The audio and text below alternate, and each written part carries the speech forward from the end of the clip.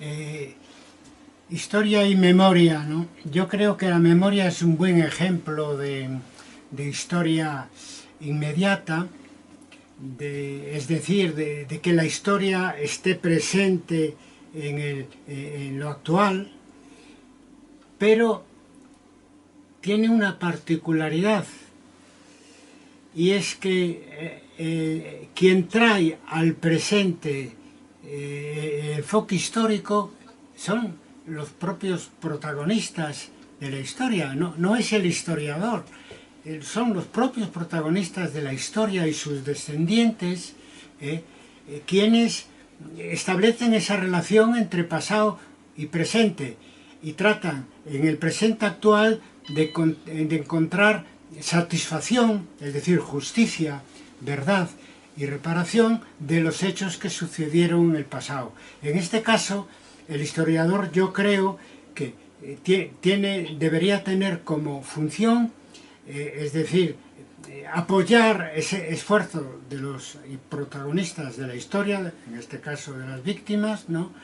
Desde su conocimiento histórico, es decir, bueno, nosotros vamos a contribuir a la memoria histórica actual como historiadores, y muchos ya lo hacen. Aquí no tenéis ese problema, pero es que en España tenemos 130.000 desaparecidos de la guerra civil y la mayor parte de ellos todavía están en fosas anónimas.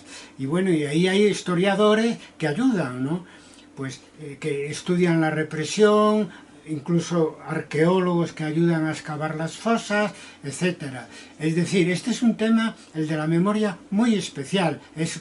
Forma parte de la dimensión histórica que tiene el presente, pero tiene como protagonista primero, y como protagonista yo creo que principal, digamos, los propios protagonistas de la historia. Es decir, ellos son quienes toman la iniciativa y nuestro papel es secundar esa iniciativa y aprovechar nuestros conocimientos profesionales para, digamos, que cumplan sus objetivos, que son, según el derecho internacional, justicia, verdad y reparación. Es también una manera de hacer historiografía de valores. Pero en ese caso somos, digamos, punto de apoyo, o deberíamos ser punto de apoyo de los que llevan la iniciativa de la memoria, que son los vencidos de esos hechos históricos, en este caso las víctimas de conflicto armado aquí, y en el caso de España serían las víctimas del franquismo desde la guerra, durante la guerra civil y el franquismo, ¿no? Yo creo que sería más adecuado la relación de los sujetos históricos y de los contextos históricos. En fin, lo primero es que hay que conceder un papel central, lo decía hace un rato al hablar de la memoria, a los agentes históricos, ¿no? Porque, bueno, ellos son los que hacen cambiar la historia, para bien o para mal.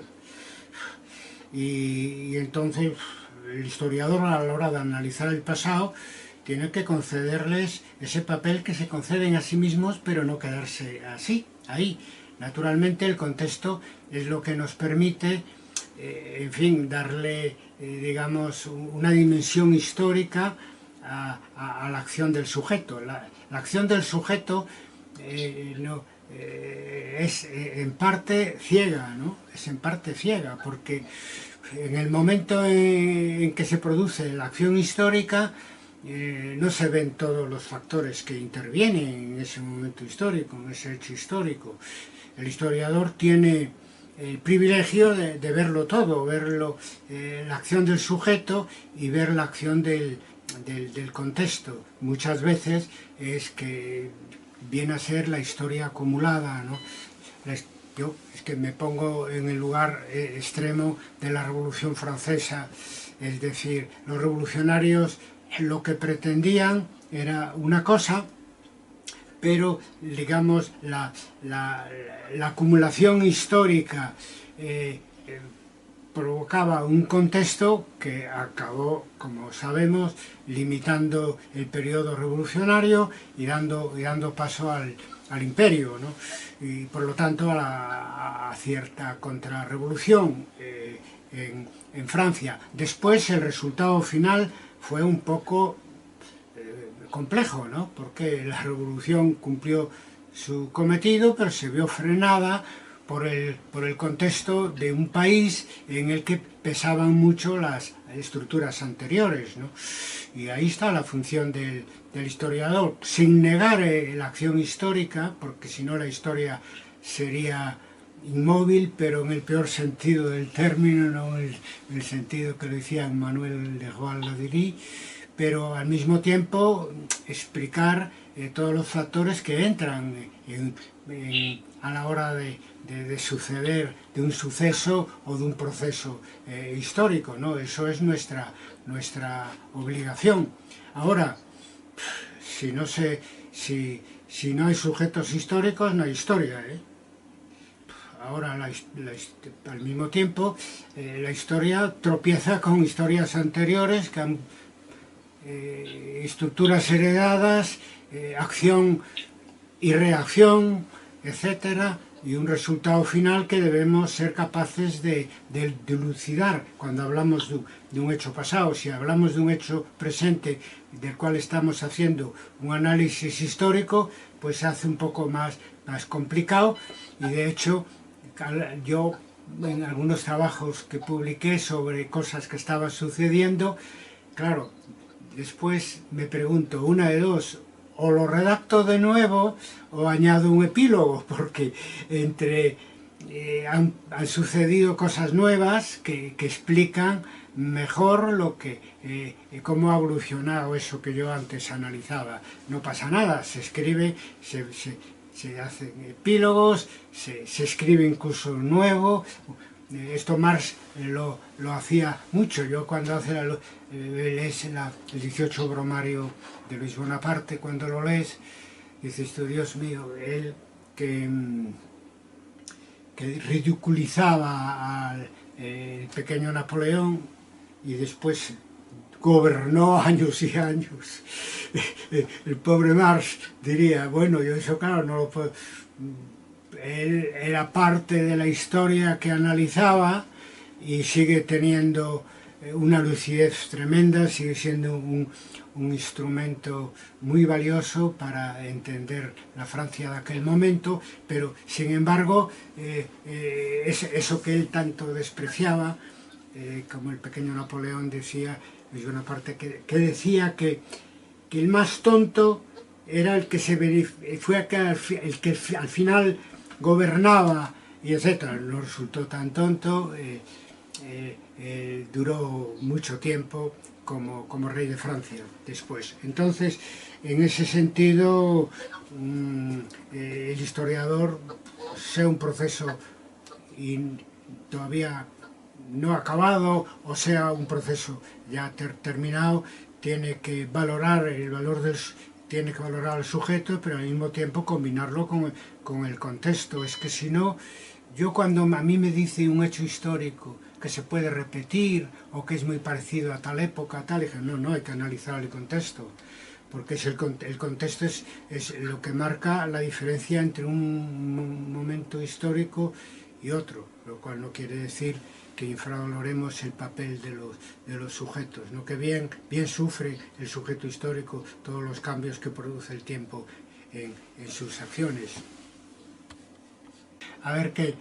Mira, lo de las nuevas historias, para mí, que soy de influencia francesa, es la escuela de Annales. Es decir, a partir de ahí se han desarrollado nuevas historias en dos sentidos muy diferenciados. Uno, nuevas historias que en realidad eran retornos de la historia antigua, ¿no? Nueva biografía, nueva historia política, etcétera, aquella que había sido desechada por Annales y que en general tienen cierto interés, ¿no? Otras veces, como son, digamos, lo mismo pero vestido con otro nombre, ¿no? Siempre que se busque la innovación, yo hago una valoración positiva, pero tratando de salir de esa torre de Babel que tú decías, de qué línea de investigación voy a tener yo, y entonces hay todo como un supermercado donde hay muchas nuevas y viejas historias al que te puedes acoger. Y yo en eso ya visteis que fui crítico, ¿no? Yo creo que lo que hay que hacer en historia, si se quiere avanzar la disciplina en este momento, son aproximaciones globales. Por un lado valoro porque el que empieza a investigar, el que está haciendo la tesis, está buscando su lugar y no tiene más ambición que esa en ese momento, pero pudiendo tener más ambición que esa, yo creo que lo que hay que potenciar son aproximaciones globales a la historia, porque primero fue el positivismo con la historia política, luego el marxismo y análisis con la historia económica, con la historia social, con la historia de las mentalidades. La historia cultural es un concepto ya antiguo, pero que fue recuperado y etcétera, ¿no? Entonces, desde el punto de vista temático, yo dudo que haya ningún nuevo descubrimiento, la microhistoria, la macrohistoria, tal. No digo que siga siendo importante para el que busca un lugar para desarrollarse y por tanto una microespecialidad o una especialidad, pero desde el punto de vista del interés global de la disciplina, lo que toca ahora es reunificar más que seguir dispersando, ¿no? Y hacer enfoques globales, porque hay mucho conocimiento histórico almacenado, pero disgregado, disperso, y en eso, como visteis, he sido enormemente crítico. Yo, que sigo haciendo investigación de base, dedico la mayor parte de mi tiempo a hacer investigación de base sobre la época medieval, procuro en cada investigación hacer lo que aquí proponíamos, y sé que otra gente lo está haciendo, es decir, mezclar enfoques, fuentes, tratar de decir algo nuevo a partir de enfocar globalmente ese hecho, sin fragmentar más. Ahora, eso, una cosa es predicar y otra es dar trigo, porque yo entiendo que cuando se comienza la investigación, lo único que le preocupa a uno es encontrar un nicho y ahí desarrollar su currículum, ¿no? Y ahí tocaste otro tema que tiene que ver con eso, que es la cuantificación. Es algo, yo creo que incluso que decepcionante, ¿no? Que por un lado la academia te juzga según el número de trabajo que tengas publicado, la revista donde lo publiques, etcétera. Y ahora hay una tendencia, por lo menos aquí en España he visto que la ANECA va a tratar de hacer una valoración cualitativa de los trabajos que se presentan para las diferentes, para sexenios, para concursos y todo eso. Pues no sé, no es nada fácil porque, entre otras cosas, eso obliga a los evaluadores a leerse los trabajos que evalúan, y eso es mucho. En algunos casos, a algunos les parece mucho. Y entonces, evaluar la calidad de un trabajo no es lo mismo que decir tantos trabajos en revistas, tantos libros, tantos tal, y etcétera. Pero en fin, todos hemos pasado por eso, es decir, condicionamientos de tipo académico-administrativo a los que hay que responder, pero con todo uno tiene, yo decía en mi intervención, libertad de investigación, y hay que combinar las exigencias curriculares con las exigencias de la propia historia como un proyecto de vida profesional, ¿no? Que son y deben ser mucho más amplias. Yo creo que hacer buena historia es decir cosas nuevas, insisto y resumo, y para decir cosas nuevas hay que hacer una historia más global, que además es una exigencia de nuestro tiempo, pero muchas veces cuando hablo estoy hablando en función de lo que me parece el interés general de nuestra disciplina, que forma parte de un contexto académico y que a su vez forma parte de un contexto social, visto de una manera individual, siendo tan duros los comienzos para los investigadores jóvenes, pues no sé, hay que relativizar lo que pueda decir yo, porque primero su primera prioridad es poder instalarse en la academia y tienen que buscar la vía que les sea más fácil según el contexto académico en el que estén. Pero no por eso debemos dejar de desinteresarnos del interés general de la disciplina. Otros lo hicieron desde von Ranke, estemos o no estemos de acuerdo hoy con muchas de sus cosas, hasta yo qué sé, hasta Jacques Le Goff, ¿no? En fin, por hablar de la época dorada de las nuevas historias del siglo pasado. Recordar que estamos en un nuevo siglo, que el contexto histórico cambió y por lo tanto nosotros como sujetos historiográficos tenemos que adaptarnos a ese contexto. Yo sí tengo que dar un consejo, desde luego yo apuesto para decir cosas nuevas, apuesto por los enfoques globales, mixtos. Es decir, si vienes por aquí avisa con tiempo y seguimos hablando de historia y del mundo, que es lo que nos une y nos interesa. Me ha gustado en general el tono de toda tu larga intervención, estamos en la misma onda y no sé, dos temas que suscitaron mi interés. Uno, lo de guardar todo lo que se genera por internet. Es cierto que lo podemos hacer cada uno de nosotros, pero yo creo que es una función de las bibliotecas y los archivos, ¿no? Es decir, yo sé que, por ejemplo, Facebook archiva un perfil cuando se muere o así, y si es una cosa de una comunidad de debate, pues se lo ofrece a alguien que quiera continuar. Entonces las plataformas tienen que ver la manera de que quede archivada toda la información que masivamente por ahí recorre, pero también los organismos públicos. Yo en una anterior conferencia para el Archivo General de la Nación, claro, les proponía que hay que crear salas nuevas, aunque solo sea salas nuevas para los testimonios orales y audiovisuales, ¿no? El tema de las víctimas, porque era un poco la razón de ser de este último seminario del Sistema Nacional de Archivos, ¿no? Si tenéis que crear salas nuevas y no se puede dejar la recogida de testimonios al investigador o a las asociaciones. Es que tiene que ser porque es una tarea ingente, tiene que ser la función, tiene que ser el Estado quien cree esos archivos nuevos, ¿no? Y vale para lo más urgente, claro, el tema de las víctimas, ¿no? Pero también para cualquier hecho histórico. Si es la historia del siglo XX, pues puede haber archivos orales y audiovisuales siempre y cuando se fabriquen. Hay que poner funcionarios a trabajar en eso. No puede ser la tarea del investigador individual. Hay todo un camino ahí enorme por recorrer, ¿no? Igual, pues el tema de lo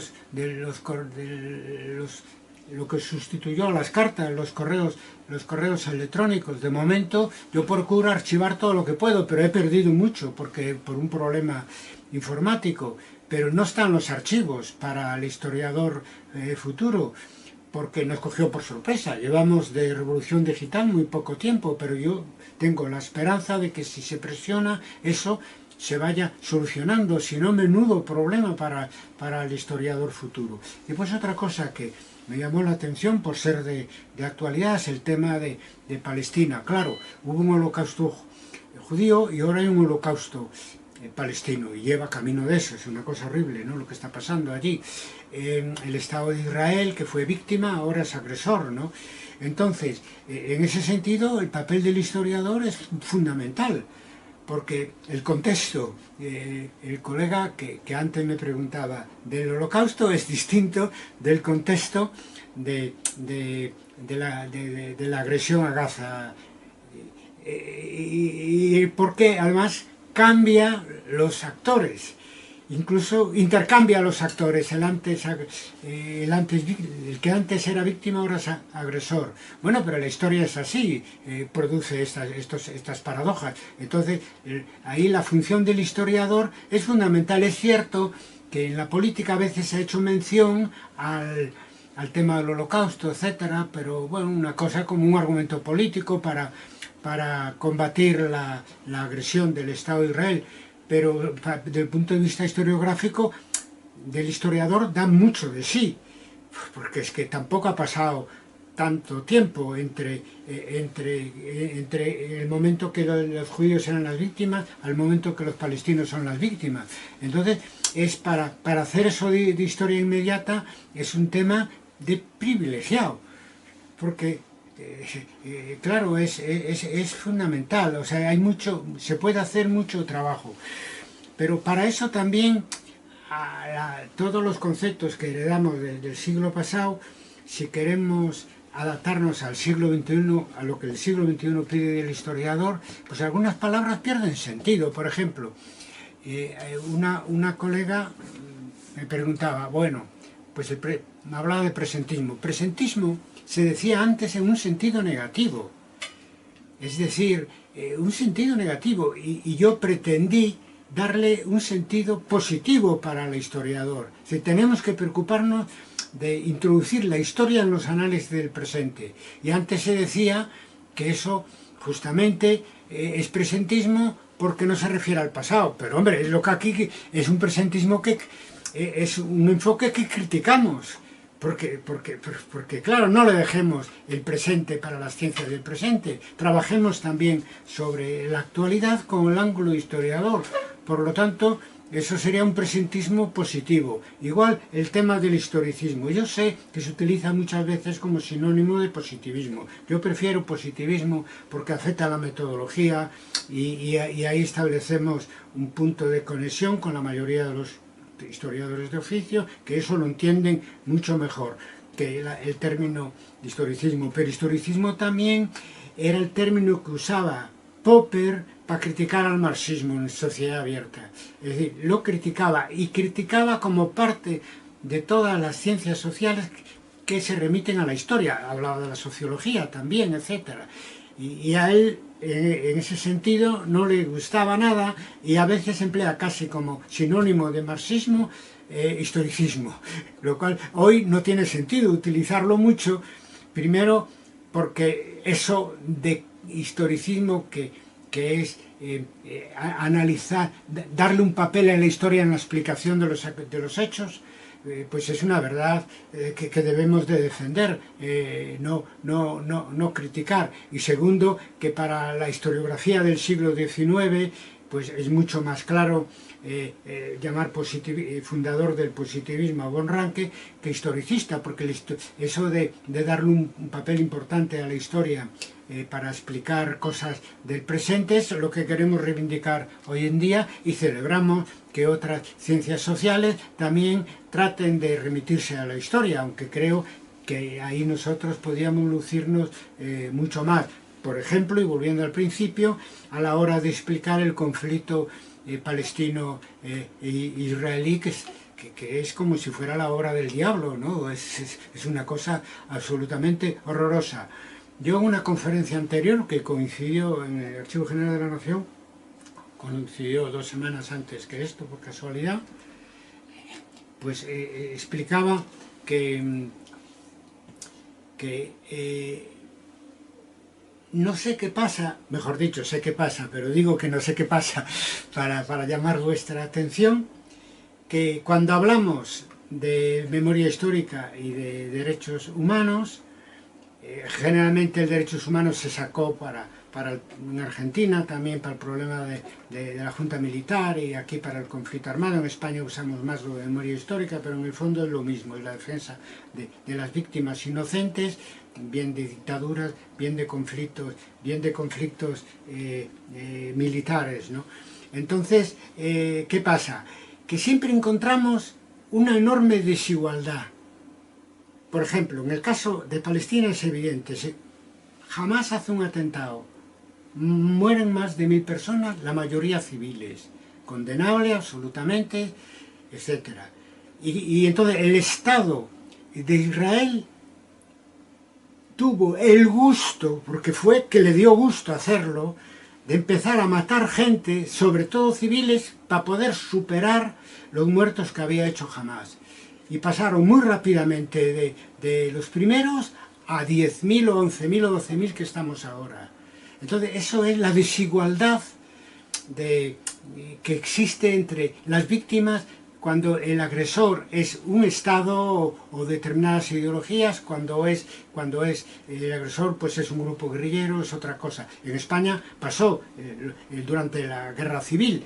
También en el comienzo de la Guerra Civil hubo muertes irregulares, extrajudiciales de gente de derechas, pero inmediatamente fueron superadas, no sé, como 100 veces más, etcétera, por parte del franquismo, y además con una diferencia tremenda. Primero, que fueron muchas más las víctimas, y además que en el caso del franquismo, desde el comienzo de la Guerra Civil, fue una política consciente de aniquilación del adversario, en ese caso ideológico. Por lo tanto, en función de los valores, en función de los valores, de la historiografía de valores que Mira aquí.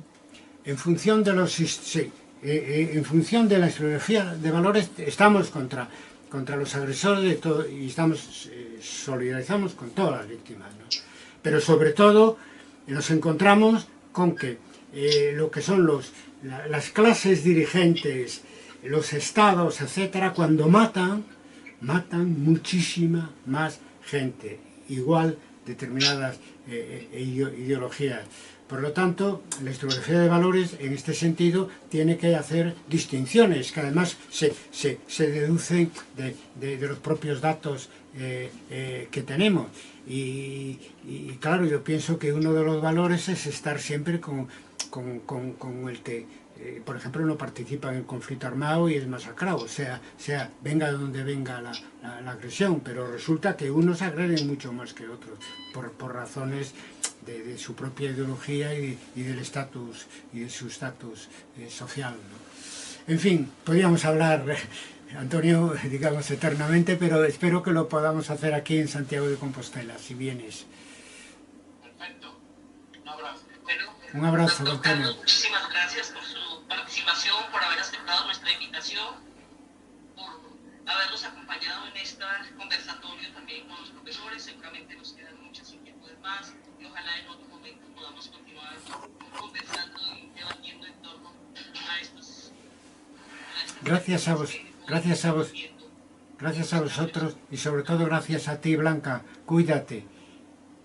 Muchas gracias. Cuídate. Muy amable. Un abrazo cariñoso. Un abrazo. Y un feliz día. Y Adiós. Gracias.